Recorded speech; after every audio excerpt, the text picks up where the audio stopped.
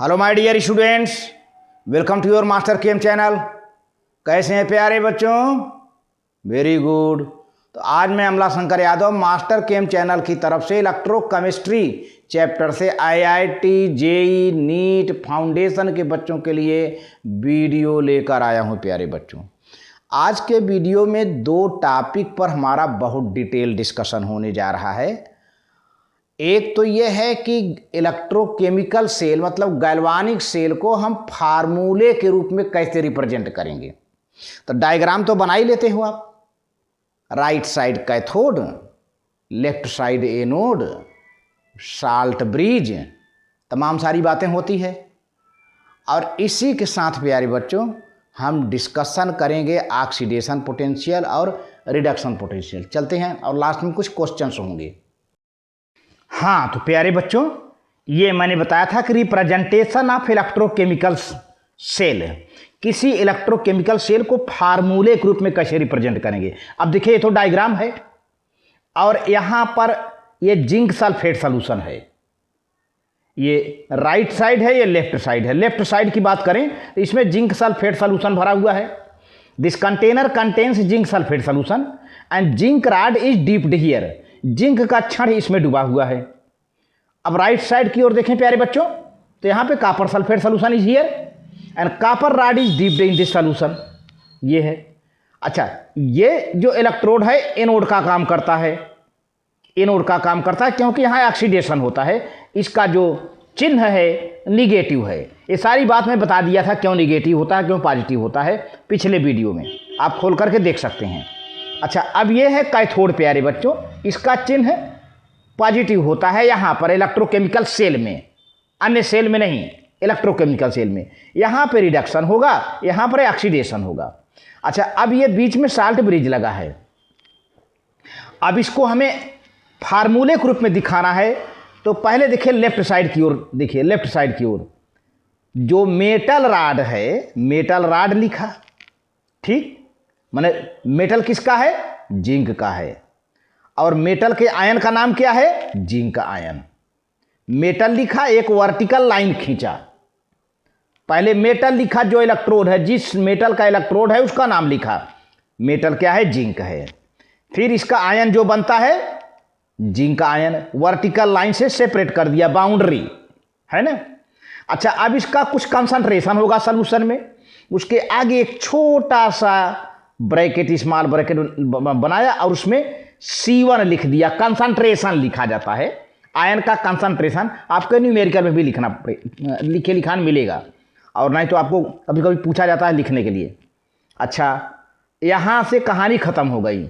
Zinc metal और zinc metal ion की boundary, ये पूरा इलेक्ट्रोड हो गया। यहाँ से इधर तक का ये लेफ्ट साइड का इलेक्ट्रोड हो गया। अब प्यारे बच्चों, इन दोनों को जो कनेक्ट करने वाला है साल्ट ब्रिज है। तो दो वर्टिकल लाइन क्या बताता है? देखिए, दो वर्टिकल लाइन है खींची गई है। दो वर्टिकल लाइन साल्ट ब्रिज बताते हैं। साल्ट ब्रिज को पार कर जाओ। इसके बाद फिर कॉपर आयन, यहाँ पर इधर क्या मिलेगा? मेटल कौन मिलेगा? कॉपर, और इसका आयन क्या होगा? Copper ion. तो कॉपर आयन लिखा और इसका कंसंट्रेशन लिख दिया। फिर लास्ट में कॉपर मेटल, है ना। तो आप देखिए, यहाँ पर सबसे बड़ी खास बात यह है कि साल्ट ब्रिज के राइट साइड और लेफ्ट साइड दोनों मेटल के आयन होंगे। साल्ट ब्रिज के राइट साइड देखिए कॉपर का आयन है, साल्ट ब्रिज के लेफ्ट साइड जिंक का आयन है, ठीक है। और सबसे किनारे देखिए कॉपर आयन है ना, तो कॉपर का मेटल हो गया, बाउंड्री से सेपरेट कर दिया, वर्टिकल बाउंड्री है ना। और यहाँ सबसे किनारे जहाँ जिंक आयन बन रहा है उसको सेपरेट करो जिंक मेटल से, वर्टिकल लाइन। बड़ा आसान है। साल्ट ब्रिज सबसे पहले आप ऐसे दो लाइन खींच लीजिए, साल्ट ब्रिज हो गया। और दोनों तरफ आयन होते हैं।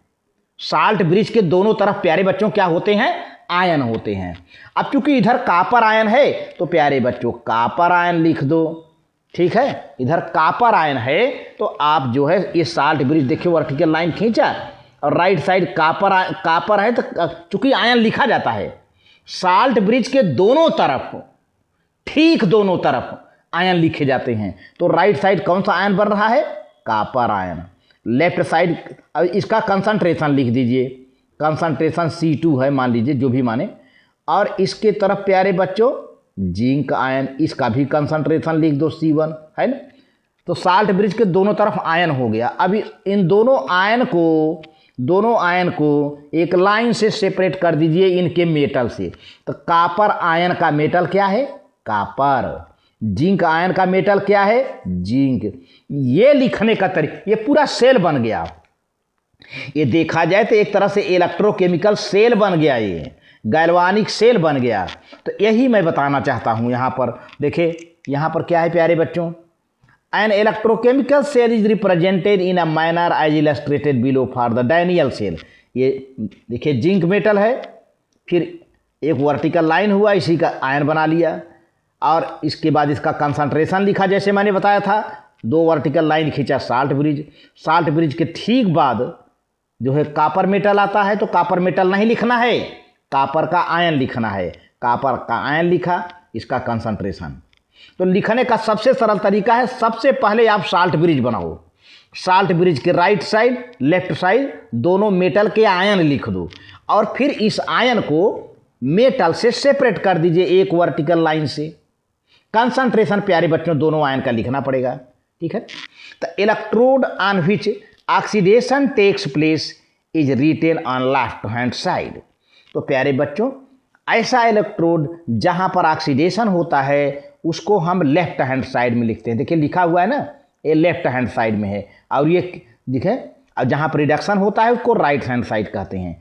तो क्या बताया जा रहा है? The electrode on which oxidation takes place is written on left hand side, and electrode on which reduction takes place is written on right hand side. तो प्यारे बच्चों कॉपर इलेक्ट्रोड पर रिडक्शन होता है, साल्ट ब्रिज के right side लिख दिया। Zinc electrode पर ऑक्सीडेशन होता है, साल्ट ब्रिज के लेफ्ट साइड लिख दिया, ठीक। अच्छा, फिर क्या है? The electrode on left side is retain by writing the symbol of the metal और gas first followed by the symbol of ions with concentration.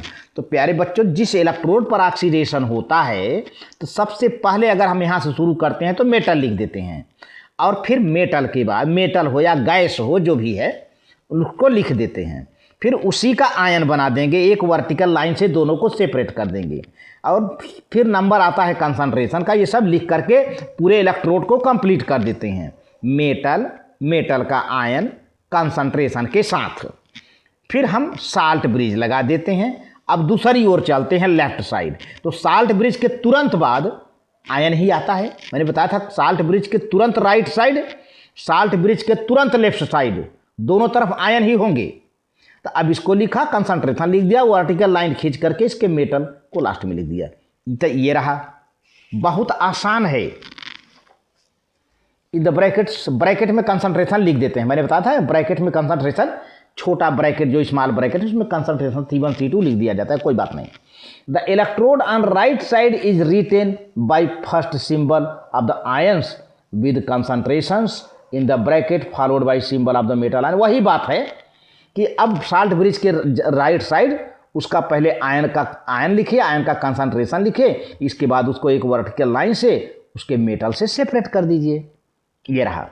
अच्छा, अब मैंने सारी बात तो बता ही दिया है, लेकिन अब चूंकि यहाँ पर है the single vertical line represent the phase boundaries of the electrode and double lines represent the salt bridge. तो प्यारे बच्चों मैंने पहले ही बता दिया, फिर से बता दे रहा हूँ, जो सिंगल वर्टिकल लाइन है ये बाउंड्री है मेटल और मेटल के आयन का, मेटल और मेटल के आयन का। देखिए ये सिल्वर है तो सिल्वर का आयन दोनों को अलग करता है। इसी तरह से ये कॉपर आयन है, ये कॉपर है मेटल, दोनों का बाउंड्री है। एक सिंगल वर्टिकल लाइन। और जो डबल वर्टिकल लाइन है प्यारे बच्चों, the double vertical line represents salt bridge. देखिए double vertical line salt bridge है। अब यहाँ पर कॉपर और सिल्वर नाइट्रेट की बात है, एग्जाम्पल लिया है कॉपर सल्फेट। तो ये हो गया C1 C2 are the concentration of zinc ions and copper ions. In similar manners copper and silver nitrate cell में बी रिप्रेजेंटेड। अतः अभी तक हमने कॉपर और जिंक का, copper sulphate, zinc sulphate, copper metal और जिंक मेटल, का हमने डिस्कशन किया। अब हम ले लें कॉपर का और सिल्वर नाइट्रेट का। तो प्यारे बच्चों देखा जाए तो अभी तो मैं इलेक्ट्रोकेमिकल सीरीज की ओर नहीं पहुंचा हूं, लेकिन इलेक्ट्रोकेमिकल सीरीज के हिसाब से देखा जाए तो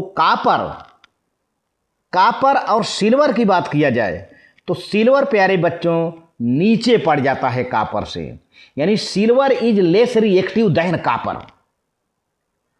कॉपर सिल्वर के ऊपर पड़ जाता है।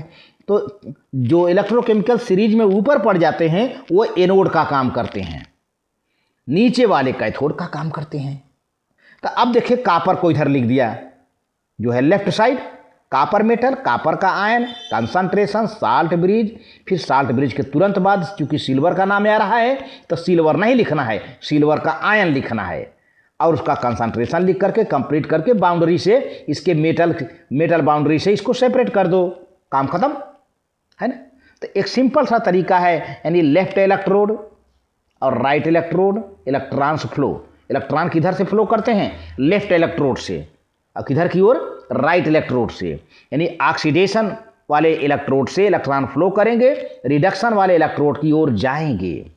तो अब देखिए एक सिंपल सा फार्मूला है, देखिए ये पर मेटल, ध्यान दीजिए, metal vertical line, metal ion, concentration salt bridge, फिर मेटल आयन, कंसंट्रेशन, फिर मेटल। अब देखिए ये इधर लेफ्ट साइड है ना साल्ट ब्रिज के, साल्ट ब्रिज के लेफ्ट साइड जितना भी होगा वो ऑक्सीडेशन होगा, एनोड का काम करेगा। ऑक्सीडेशन अकर्स एनोड, निगेटिव पोल है। ये कौन सा पोल है प्यारे बच्चों, निगेटिव पोल है। साल्ट ब्रिज के इधर जाइए तो रिडक्शन अकर्स एक कैथोड का काम करता है, इसका चिन्ह होता है पॉजिटिव, ये पॉजिटिव पोल होता है प्यारे बच्चों। तो इस तरह से हमने एक यहाँ पे वर्ड में भी बता दिया कि मेटल लिखेंगे, मेटल के तुरंत बाद मेटल आयन और नंबर आ जाता है साल्ट ब्रिज का। मेटल आयन जब लिखेंगे तो उसका कंसंट्रेशन जरूर दिखाना पड़ेगा एक स्मॉल ब्रैकेट में, और जब साल्ट ब्रिज आता है तो साल्ट ब्रिज के तुरंत बाद जो है मेटल का आयन लिखेंगे, जो दूसरा वाला मेटल होगा राइट साइड में उसका आयन लिखेंगे, कंसंट्रेशन लिखेंगे, तब फिर उसको लास्ट में बाउंड्री लाइन से सेपरेट करने के मेटल से। यही है तरीका। अच्छा, अब इलेक्ट्रोड पोटेंशियल प्यारे बच्चों देखिए ऐसा है, इलेक्ट्रोड पोटेंशियल की बात देखा जाए तो या तो मेटल इलेक्ट्रॉन देगा या तो मेटल इलेक्ट्रॉन लेगा। ध्यान दीजिए, यानी एक तरफ एक मेटल जो कि इलेक्ट्रॉन दे करके ऑक्सीडाइज हो रहा है, दूसरी तरफ मेटल का आयन इलेक्ट्रॉन ले करके रिड्यूस हो रहा है। अरे तो इस तरह से हम देखे जाए तो तीन कंडीशन देखने को मिलते हैं। पहले कंडीशन में ना तो इलेक्ट्रॉन ले ना तो दे, तो कोई रिएक्शन नहीं हुआ। दूसरे कंडीशन में प्यारे बच्चों अगर वह मेटल इलेक्ट्रॉन दे देता है तब तो उसका क्या हुआ, ऑक्सीडेशन हो गया। तीसरे कंडीशन में अगर वह इलेक्ट्रॉन ले लेता है मेटल का आयन तो उसका रिडक्शन हो गया। यही बात यहाँ पर है। और फिर इलेक्ट्रोड पोटेंशियल का लास्ट में मैं अच्छा खासा डिफिनेशन दिया हूँ, अभी तो समझा रहा हूँ और बाकी होता क्या है ना। तो व्हेन मेटल रॉड, देखिए व्हेन अ मेटल रॉड मान लीजिए यम है, is placed in contact with its own solution own ion, कोई मेटल यम है और अपने ही आयन के कांटेक्ट में है। मान लीजिए इस मेटल का आयन है यम पर N प्लस चार्ज है, ये मेटल का जो यम रॉड है अपने आयन के कांटेक्ट में है। तो अब इस तरह से यहाँ तीन बातें होने का चांसेज हैं। कोई मेटल अपने ही मेटल आयन के कांटेक्ट में हो तो तीन बातों को सोचना पड़ता है कि आखिर वहाँ क्या हो सकता है ना। तो मेटल का आयन M प्लस M पर N चार्ज, ये आयन है मेटल का आयन, यानी ये ion may collide with metal rod and deflected back without undergoing any change. तो अब इसमें एक बात ये हो सकती है कि मेटल का आयन बार बार जा करके मेटल के रॉड पर टकराएगा और टकरा करके वापस आ जाता है और कोई रिएक्शन नहीं होता है, कोई रिएक्शन नहीं होता है। एक तो ये देखने को मिल सकता है। तो अब देखिए यहाँ पर एक मैं दिखा, ये डायग्राम है, ये मेटल रॉड यम है और इसी के अंदर क्या पड़ा है प्यारे बच्चों, इसी का आयन है, यम पर यन चार्ज। अब देखिए ये आया और मेटल से टकरा कर फिर वापस चला आया, कुछ भी नहीं हुआ, ना तो ऑक्सीडेशन हुआ ना तो रिडक्शन हुआ प्यारे बच्चों। तो ये हो सकता है। अगर ये नहीं हुआ तो दूसरी बात हो सकती है। दूसरी बात क्या हो सकती है कि या तो इलेक्ट्रॉन ले ले या तो इलेक्ट्रॉन दे दे, या तो ऑक्सीडेशन हो जाए तो रिडक्शन हो जाए। तो देखिए अब दूसरी बात क्या है, metal ion on collision with metal rod में gain electrons and change into metal atom. इसका मतलब होता है कि मेटल आयन्स आर रिड्यूस्ड। दूसरी बात ये हो सकती है कि जो मेटल आयन आ रहा है मेटल के पास, तो चूंकि आयन है उस पर प्लस चार्ज है, अगर इसको इलेक्ट्रॉन मिल जाए प्यारे बच्चों तो इसका प्लस चार्ज मिट जाएगा और ये रिड्यूस हो जाएगा। तो इस तरह से रिडक्शन भी हो सकता है कि मेटल आयन आया, देखिए ये मेटल आयन है और आ रहा है और इसको मिल गया क्या, ई इलेक्ट्रॉन। देखिए यहाँ पर मैं एक दिया हूँ यहाँ पर इक्वेशन, मेटल का आयन यम पर एन प्लस और प्लस एन ई इलेक्ट्रॉन दिया, बदल गया मेटल, मेटल में बदल गया। देखिए दिख रहा है साफ साफ, है ना। मेटल आयन यानी यम पर एन प्लस चार्ज, यम पर एन प्लस चार्ज और प्लस एन ई इलेक्ट्रॉन बदल जाएगा क्या प्यारे बच्चों, मेटल में। ये हो सकता है रिड्यूस हो सकता है। अच्छा अब तीसरी बात क्या है, तीसरी बात क्या है कि जो मेटल आयन पड़ा है वो पड़ा रहेगा सॉल्यूशन में, खुद मेटल इलेक्ट्रॉन दे देगा, खुद मेटल इलेक्ट्रॉन दे करके ऑक्सीडाइज हो जाएगा।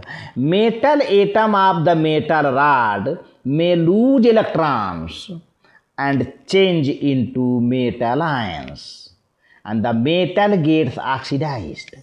अब तक तो आयन में इलेक्ट्रोड के पास जाता था और वहाँ से इलेक्ट्रॉन ले करके रिड्यूस हो जाता था। अब आयन इलेक्ट्रोड के पास जाएगा, इलेक्ट्रॉन उसको नहीं मिलेगा, बल्कि खुद इलेक्ट्रोड अपना इलेक्ट्रॉन छोड़ करके आयन में कन्वर्ट हो जाएगा, कन्वर्ट हो करके कहाँ आ जाएगा, सॉल्यूशन में आ जाएगा।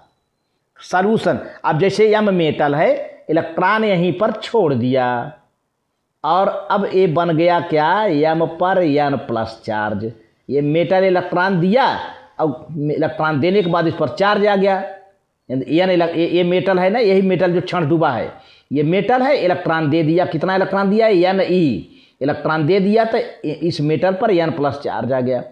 अब ये मेटल का आयन कहाँ चला आया प्यारे बच्चों, सॉल्यूशन में। बहुत बढ़िया, ठीक है ना। तो इसका मतलब कि इलेक्ट्रॉन दे रहा है ना। अब इलेक्ट्रॉन जो देता है वहाँ क्या होता है प्यारे बच्चों, ऑक्सीडेशन। जी हाँ, तो क्या हुआ यहाँ पर, ऑक्सीडेशन हुआ, है ना। तो सॉल्यूशन से मेटल आयन रॉड पर जाकर वहाँ से इलेक्ट्रॉन ले ले तो रिडक्शन हो गया और खुद मेटल का इलेक्ट्रोड इलेक्ट्रॉन दे करके आयन के रूप में सॉल्यूशन में आ जाए तो वहाँ ऑक्सीडेशन हो गया। ये बातें हुई, है ना। अच्छा अब यहाँ पर ये बात है कि रिडक्शन और oxidation, higher relatively higher tendency to get reduced या higher tendency to get oxidised, है ना। ये बात है जिस मेटल में काफ़ी हायर टेंडेंसी होती है इलेक्ट्रॉन लेने की, वो रिड्यूस हो जाते हैं। और जिंक मेटल में इलेक्ट्रॉन लेने की टेंडेंसी नहीं होती है प्यारे बच्चों, जिंक में इलेक्ट्रॉन लूज करने की टेंडेंसी होती है। और कापर में इलेक्ट्रॉन लेने की टेंडेंसी होती है, कापर में इलेक्ट्रॉन एक्सेप्ट कर लेने की टेंडेंसी होती है। तो when metal ion have relatively higher tendency to get reduced than metal ions Mn. M पर n plus charge will gain electrons from the metal rod. As a result, the metal rod will develop a positive charge with respect to solution and following equilibrium is attached. तो प्यारे बच्चों, अब ये metal का ion है, ये Ne electron ले लिया। जब इलेक्ट्रॉन ले लिया, कहाँ से ले लिया? राड से ले लिया, मेटल के राड से ले लिया। कौन ले लिया? मेटल का आयन ले लिया। तो सीधी सी बात है कि मेटल के राड पर कौन सा चार्ज आ जाएगा प्यारे बच्चों?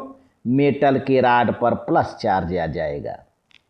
मेटल के राड पर प्लस चार्ज आ जाएगा, क्योंकि मेटल के राड से इलेक्ट्रॉन ले रहा है, तो मेटल के राड से इलेक्ट्रॉन निकल रहा है। क्या निकल रहा है यहाँ से?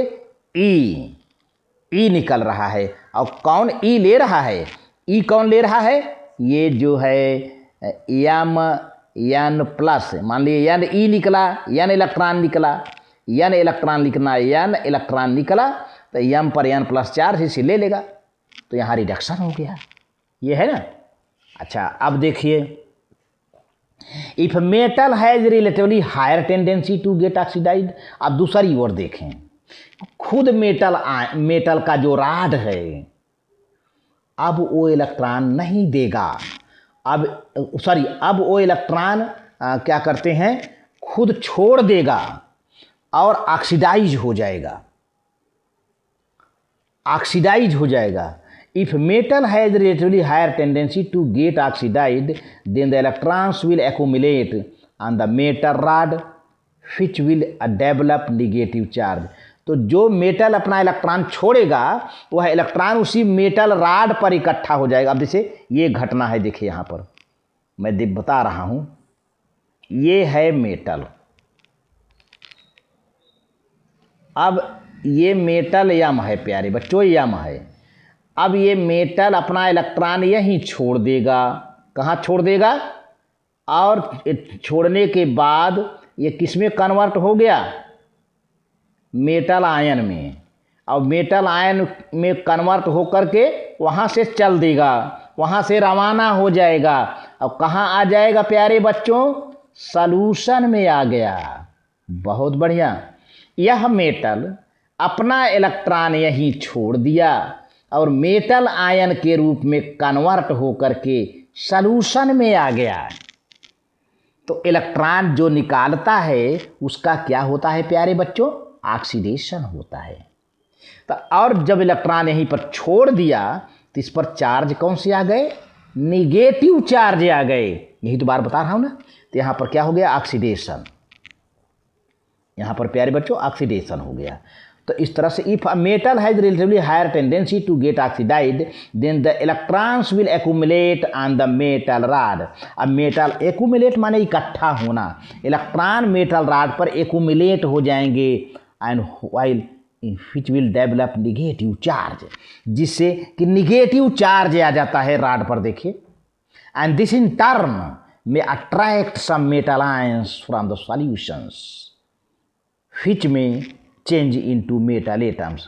और इससे ये कभी कभी कुछ मेटल आयन को अपनी ओर अट्रैक्ट करता है और वो मेटल एटम में कन्वर्ट हो जाता है। Ultimately an equilibrium is present. इस तरह से दोनों तरफ रिएक्शन होता है। देखिए, यहाँ पे मेटल ने इलेक्ट्रॉन छोड़ा, मेटल आयन बना। अब कभी कभी मेटल आयन इलेक्ट्रॉन लेकर के मेटल में कन्वर्ट हो जाता है, एक इक्विलिब्रियम बन जाती है। तो इन बोथ केसेज माने क्या? ऑक्सीडेशन के केस में और रिडक्शन के केस में, चाहे वह ऑक्सीडेशन हो रहा हो चाहे रिडक्शन हो रहा हो, there is a separation of charge between the metal rod and its ion. बात तो सही है भाई। देखिए, ये मेटल रॉड है, इसका आयन है। अगर हम देखें यहाँ पर रिडक्शन के केस में, ये तो मान लीजिए जिंक का है, ये जिंक का है और ये मान लीजिए जिंक का आयन है। थोड़ी समय के लिए हम तो यम लिख दिए, जिंक का आयन है। तो जिंक मेटल और जिंक आयन सेपरेटेड हैं। अब ये मान लीजिए कापर मेटल है और कापर मेटल है, कापर मेटल है। और प्यारे बच्चों यहाँ पे इसके सलूशन में कापर आयन है, कापर पर प्लस चार्ज आ गया, देखिए मैं बताया था है ना, क्योंकि इलेक्ट्रॉन ये देता है, ये क्या देता है, इलेक्ट्रॉन इसमें से निकलता है, ले लेता है कौन, कापर आयन लेता है, तो इस पर प्लस चार्ज आ गया। तो अब ये कापर का मेटल अब कापर आयन के संपर्क में है, जिंक का मेटल जिंक आयन के संपर्क में है।